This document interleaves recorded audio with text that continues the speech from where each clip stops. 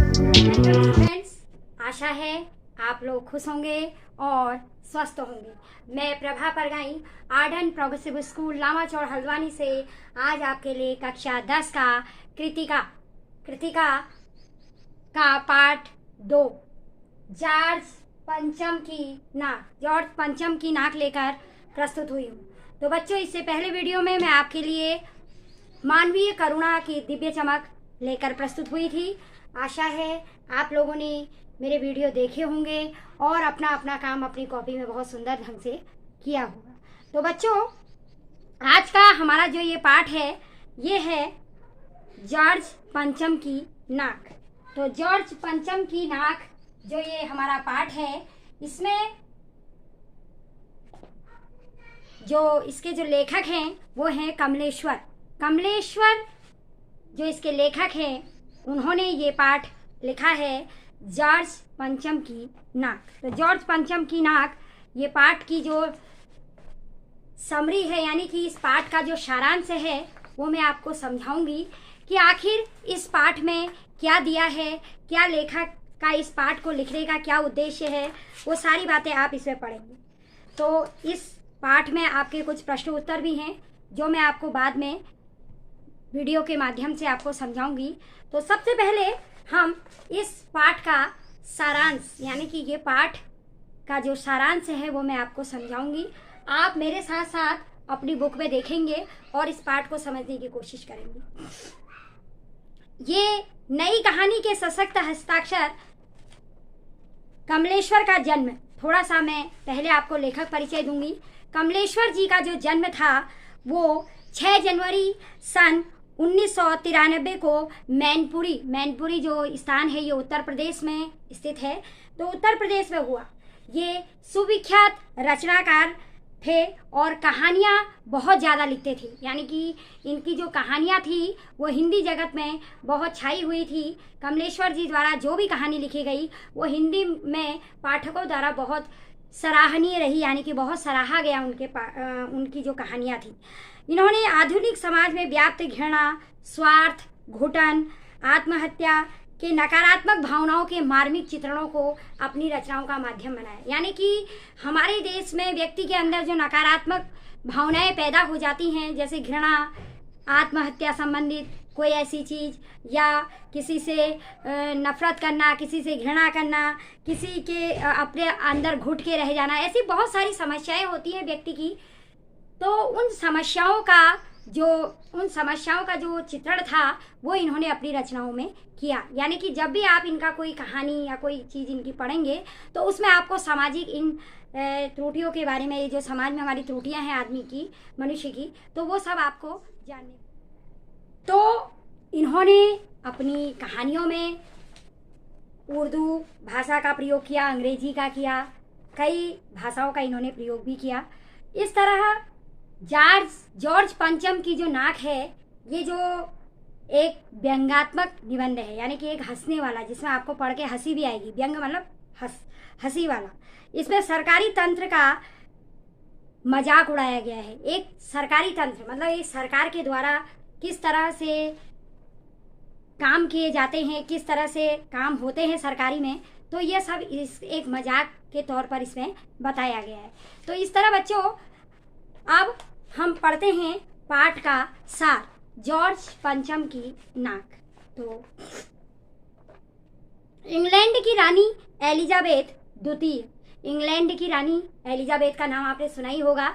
वो अपने पति के साथ भारत आने वाली थी। आज वो अपने पति के साथ भारत आने वाली थी, तो उसके भारत आने के लिए जोरों शोरों की तैयारियां चल रही थी। तो इस तरह सभी अखबार इन्हीं चर्चाओं से भरे रहते हैं, यानी कि सभी अखबार में यही था कि आज जो रानी एलिजाबेथ है वो भारत आने वाली हैं। तो इस तरह से हर जो पेपर था उसमें उनके आने की खबर थी।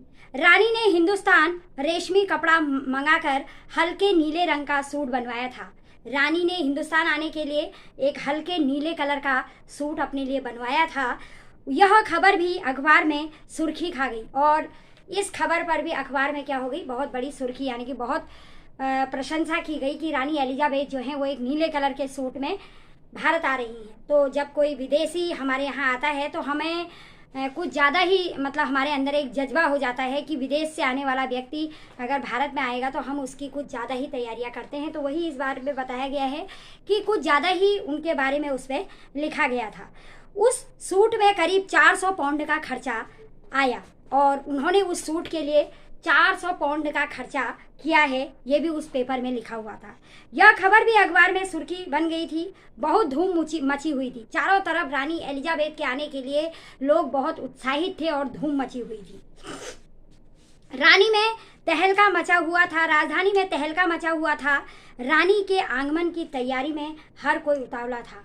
राजधानी में तहलका मचा हुआ था मतलब दिल्ली में चारों ओर एक अलग ही तहलका मचा हुआ था कि रानी एलिजाबेथ विदेश से आ रही हैं। तो पूरी दिल्ली जो थी वो बिल्कुल तैयारियों से सज धज रही थी। तो इस तरह से पूरी तैयारियां हो रही थी। केवल एक मुश्किल रह गई थी, एक ही मुश्किल थी। सुरक्षा के कड़े इंतजामों के बाद भी किसी जमाने में इंडिया गेट के सामने वाली जॉर्ज पंचम की लाट के उनकी नाक अचानक गायब हो गई थी। लेकिन एक समस्या आ गई थी आज यहाँ पर कि जैसे इंडिया गेट के सामने जॉर्ज पंचम की एक लाट यानी कि मूर्ति थी जॉर्ज पंचम की जो इंडिया गेट के ठीक सामने थी, उसकी नाक यानी कि उस पर एक नाक जो थी वो नहीं थी। तो इस तरह से कुछ मुश्किल उनकी तैयारियों में आ गई थी।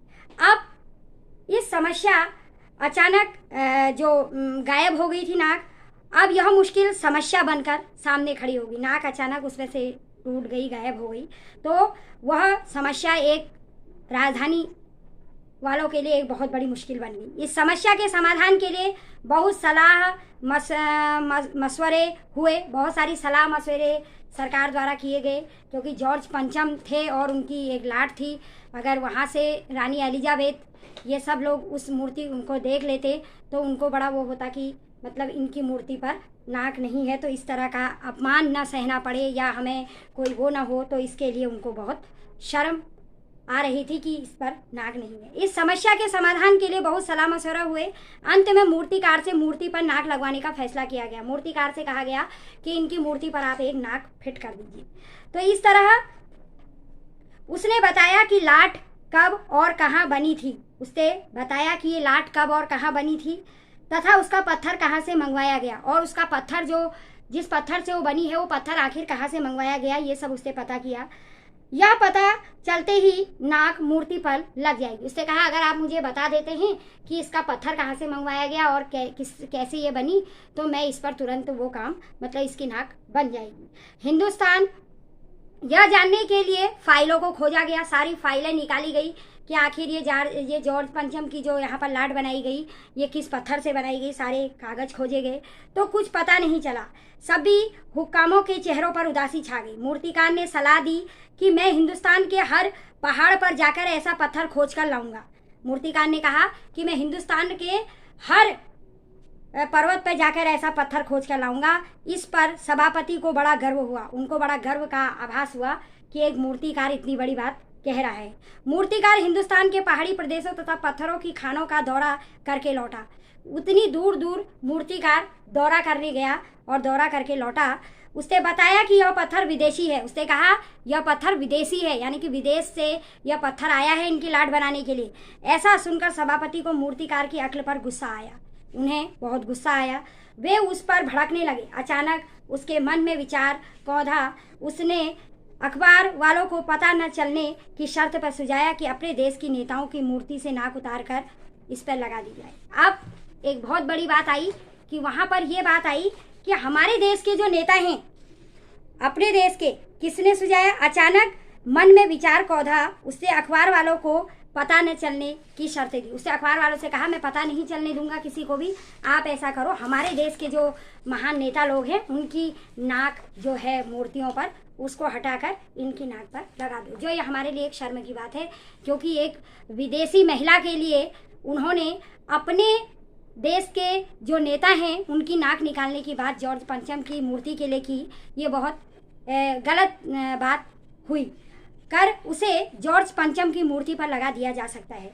यह आपकी इजाज़त से ही संभव हो सकता है। उसने कहा अगर आप इजाज़त देते हैं तभी यह संभव हो सकता है। सभापति ने होशियारी रखने की चेतावनी देते हुए इजाज़त दे दी। सभापति ने कहा सभी होशियारी रखें, किसी को ये चीज़ पता नहीं चलनी चाहिए, क्योंकि अगर देश में ये खबर फैल गई तो बहुत मतलब चारों तरफ बहुत तहलका मच जाएगा कि अपने देश के नेताओं की मूर्ति से नाक हटाकर जॉर्ज पंचम की नाक पर फिट कर दी गई एक विदेशी महिला को दिखाने के लिए, तो ये चीज़ गलत हो जाएगी।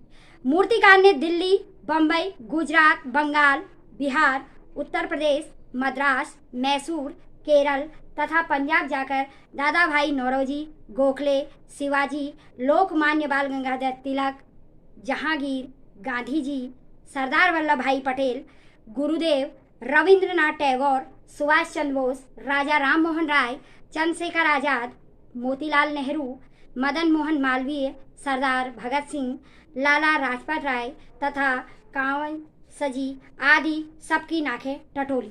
अब वहाँ जाकर इतने नेताओं की नाकों को देखा गया कि आखिर किसकी नाक जॉर्ज पंचम की नाक पर फिट बैठती है। ये सब वहाँ जाके देखा गया, जिनमें कि बहुत सारे हमारे देश के जो वरिष्ठ नेता, जो हमारे देश के जाने माने नेता थे, जिनमें राजा राम मोहन राय, रविन्द्रनाथ टैगोर, सुभाष चंद्र बोस, महात्मा गांधी, जवाहरलाल नेहरू, लाला लाजपत राय, इन सब का नाम आपने सुना है, जो हमारे देश के महान स्वतंत्रता सेनानी होते हुए हमारे देश के लिए बहुत गर्व की बात है ये सब। तो इन सब की जाके नाक टटोली गई, किसके लिए? जॉर्ज पंचम की एक लाट पर लगाने के लिए, यानी कि उस जो एलिजाबेथ जो विदेश से आ रही थी, उस विदेशी महिला के स्वागत के लिए अपने देश के नेताओं की नाक वहाँ पर लगाने की आवश्यकता पड़ गई, और यह एक बहुत ही शर्म की बात थी। परंतु सबकी नाक बड़ी निकली, लेकिन देखा गया कि इन सब की नाक जॉर्ज पंचम की नाक से बड़ी निकली। अपने आप ये अंतर आ गया कि जॉर्ज पंचम की नाक छोटी थी और हमारे देश के जो नेता थे इनकी नाक सबकी क्या थी? जॉर्ज पंचम की नाक से बड़ी थी। बात नहीं बनी और कोई बात नहीं बनी, यानी कि उनकी नाक निकालने की कोई ऐसा कोई समय ही नहीं, अवसर ही नहीं मिला, क्योंकि उनकी नाक उस मूर्ति की नाक से बड़ी थी।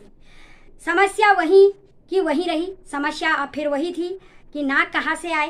तो मूर्तिकार ने ढाढ़स बजाते हुए बिहार सेक्रेटेरिएट के सामने 1942 में शहीद होने वाले बच्चों की मूर्तियों की नाक को जॉर्ज पंचम की नाक के स्थान पर फिट रखने का सुझाव दिया। उसके बाद क्या किया? 1942 में शहीद होने वाले बच्चे, कुछ बच्चे 1942 में शहीद हो गए थे, उनकी नाक जॉर्ज पंचम की नाक से फिट करने का सुझाव दिया। परंतु उन बच्चों की नाकें भी बड़ी निकली। जब देखा गया तो उन बच्चों की नाक, क्योंकि कुछ बच्चे 1942 में जो घटना हुई थी उसमें शहीद हो गए थे, तो उसमें जो बच्चे शहीद हुए थे उनकी जो लाट बनी हुई थी, जो मूर्तियां बनी हुई थी, उनकी नाकों को भी देखा, वह भी सब मूर्ति से बड़ी निकली। सभी हुक्काम अपनी नाक बचाने की चिंता में थे। अब सबको अपनी अपनी नाकों की चिंता हो गई कि आखिर अब क्या होगा। तभी मूर्तिकार के मन में एक हैरत अंगेज विचार कांधा। तभी मूर्तिकार के मन में एक आश्चर्यजनक विचार आया तथा उसने बंद दरवाजे के अंदर जिंदा नाक काटकर लगा देने की सलाह दी। उसने कहा हम ऐसा करते हैं, बंद दरवाजे के अंदर, मतलब कि चुपचाप किसी की नाक को काट के इनकी नाक पर लगा देते हैं, लगाने की सलाह दी। इस तरह जब ये सुझाव दिया गया तो कतई पत्थर की नहीं लगती और वह पत्थर की नहीं लगेगी। उस दिन देश में किसी तरह की कोई खुशी नहीं मनाई गई। उस दिन देश में कोई खुश नहीं था। कोई उद्घाटन तथा सार्वजनिक सभा नहीं हुई, कोई उद्घाटन नहीं हुआ, कोई सभा नहीं हुई, कोई अभिनंदन व स्वागत समारोह भी नहीं हुआ, किसी का ताज़ा फोटो नहीं छपा, सब अखबार खाली थे। पता नहीं इसका क्या रहस्यमय कारण था। नाक तो केवल एक ही चाहिए थी, वह भी मूर्ति के लिए। चारों ओर सन्नाटा था। लेकिन आज जब किसी की नाक काटने की बात आई तो चारों तरफ क्या था? सन्नाटा था। यानी कि जब किसी व्यक्ति की नाक की बात आई तो चारों तरफ सब चुप थे। जब किसी की असली नाक को वहाँ पर लगाने की बात आई तो आज देखा गया कि चारों तरफ राजधानी में सन्नाटा था, कोई भी खुश नहीं था। तो आपने देखा कि कमलेश्वर जी ने ये जो कहानी आपके इसमें लिखी है जॉर्ज पंचम की नाक, इसको लिखने का जो उनका उद्देश्य है वो यही है कि एक भारतीय विदेशी महिला के स्वागत के लिए हमारे देश में किस कदर सरकारी काम जो होते हैं वो कैसे होते हैं और कैसे सरकार के द्वारा उस मूर्ति की लाट पर नाक लगाने के लिए हमारे देश के जो नेता हैं उनकी नाक को टटोला गया, बच्चों की नाकों को टटोला गया। तो इस तरह से फिर भी उनकी नाक उनसे बड़ी निकली। तो इस तरह ये एक हास्यपद जो है आपके उसमें एक कहानी है। तो इस तरह से आपने ये चैप्टर पढ़ा। अब इस चैप्टर में ही आपके कुछ प्रश्न उत्तर भी हैं। इन प्रश्न उत्तरों के माध्यम से आप, जैसे मैंने आपको पाठ का सारांश पढ़ाया, इस सारांश के माध्यम से आप प्रश्न उत्तर भी इसमें कर सकते हैं। प्रश्न उत्तर आप अपनी बुक में पढ़िएगा, इसका जो सारांश है उसी के आधार पर आप इसके प्रश्न उत्तर भी कर सकते हैं। इसमें जो पहला प्रश्न आपका है वो है, सरकारी तंत्र में जॉर्ज पंचम की नाक लगाने को लेकर जो चिंता या बदहवासी दिखाई देती है वह उनकी किस मानसिकता को दर्शाती है।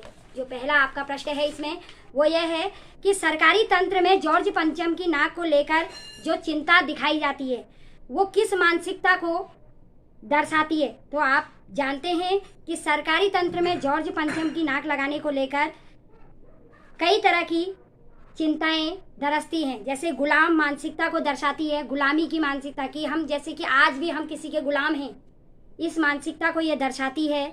और सरकारी तंत्र को अपने देश के नेताओं, क्रांतिवीरों, यहाँ तक कि मान सम्मान की भी चिंता नहीं थी उनको, अपने देश के नेता की, अपने देश के बच्चों की, इनकी चिंता नहीं थी। तो इस तरह से आप इसमें लिखेंगे कि कैसी मानसिकता उनके अंदर पनपती है। अगला प्रश्न है इसमें, रानी एलिजाबेथ के दर्जी की परेशानी का क्या कारण था, उसकी परेशानी को आप किस तरह तर्कसंगत ठहराएंगे। एक क्वेश्चन ये है कि जब रानी एलिजाबेथ दौरे पर आई तो उन्होंने जो अपनी ड्रेस सिलवाई उसमें किस तरह से आप करेंगे। अगला प्रश्न है इसमें, प्रश्न नंबर 3, अतिथि देवो भव भारत की परंपरा रही, इस पाठ के आधार पर इस विचार को आप व्यक्त करेंगे। अतिथि देवो भव यानी कि भारतवर्ष में अतिथि को भगवान का दर्जा दिया जाता है। तो एक प्रश्न ये है, इस प्रश्न को भी आप पाठ के सारांश के आधार पर करेंगे। और मैं आपको एक वीडियो इसके प्रश्न उत्तरों की आपको इस वीडियो के बाद जो अगली वीडियो आपकी आएगी उसमें मैं आपको प्रश्न उत्तर को विस्तार से आपको इस पर समझाऊंगी। इसमें एक क्वेश्चन है, जॉर्ज पंचम की नाक पाठ में निहित व्यंग को स्पष्ट कीजिए। क्या व्यंग इसमें किया गया है। तो इस पाठ पर आधारित जितने भी प्रश्न उत्तर हैं उसका जो वीडियो है वो मैं आपको अगले वीडियो में भेजूंगी।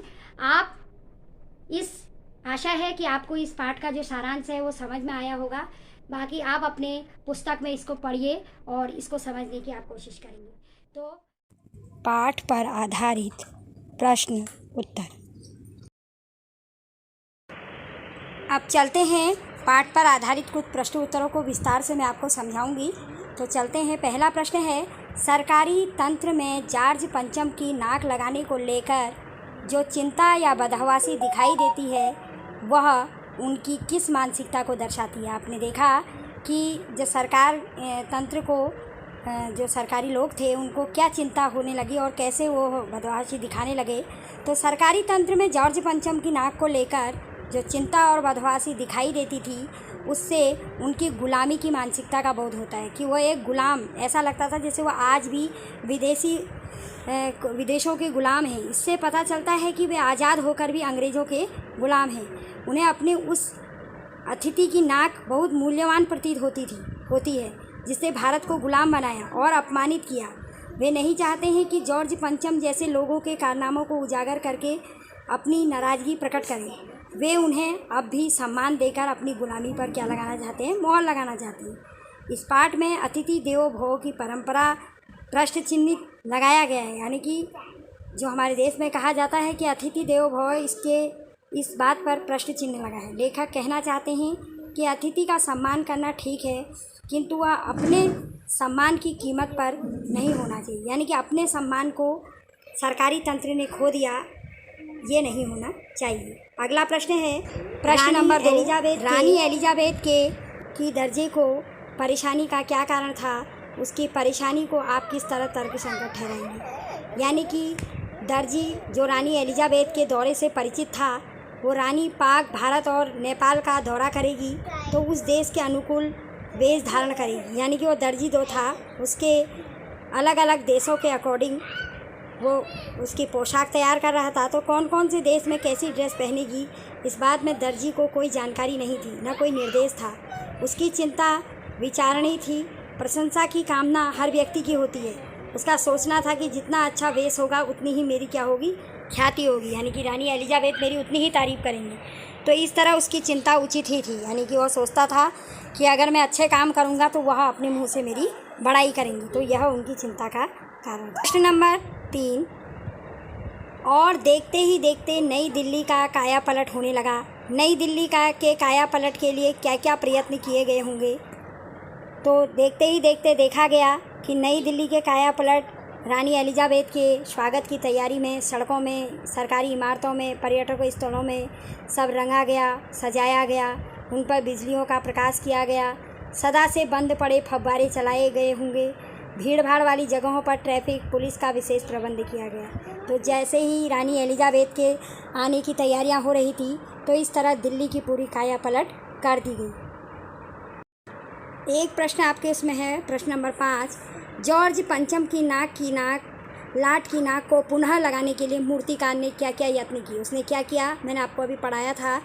उसने क्या किया, अनेक प्रयत्न किए, पत्थर को खोजने का प्रयत्न किया जिससे वह मूर्ति बनी थी। उसके बाद उसने सरकारी फाइलें ढूंढवाई, फिर भारत के सभी पहाड़ों और पत्थरों के खानों को वो ढूंढने के लिए दौरे पर गया, फिर भारत के सभी महापुरुषों की मूर्तियों का निरीक्षण किया।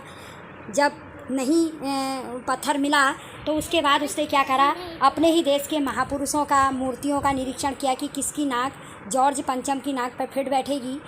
पूरे देश का दौरा किया। अंत में जीवित व्यक्ति की नाक काटकर जॉर्ज पंचम की नाक पर लगा दी, यानी कि एक जीवित व्यक्ति की नाक को काटकर जॉर्ज पंचम की नाक पर लगा दी गई। तो इस तरह से जॉर्ज पंचम की नाक को पुनः लाने के लिए मूर्तिकार ने बहुत सारे प्रयत्न किए, जिसमें उसने की एक जीवित व्यक्ति की भी नाक काटने की बात कही। अगला प्रश्न है, प्रस्तुत कहानी में जगह जगह कुछ ऐसे कथन आए हैं जो मौजूदा व्यवस्था पर करारी चोट करते हैं। उदाहरण के लिए, फाइलें सब कुछ हजम कर चुकी हैं, सब हुक्कामों ने एक दूसरे की तरफ ताका, पाठ में आए ऐसे अन्य कथन छांट कर लिखी।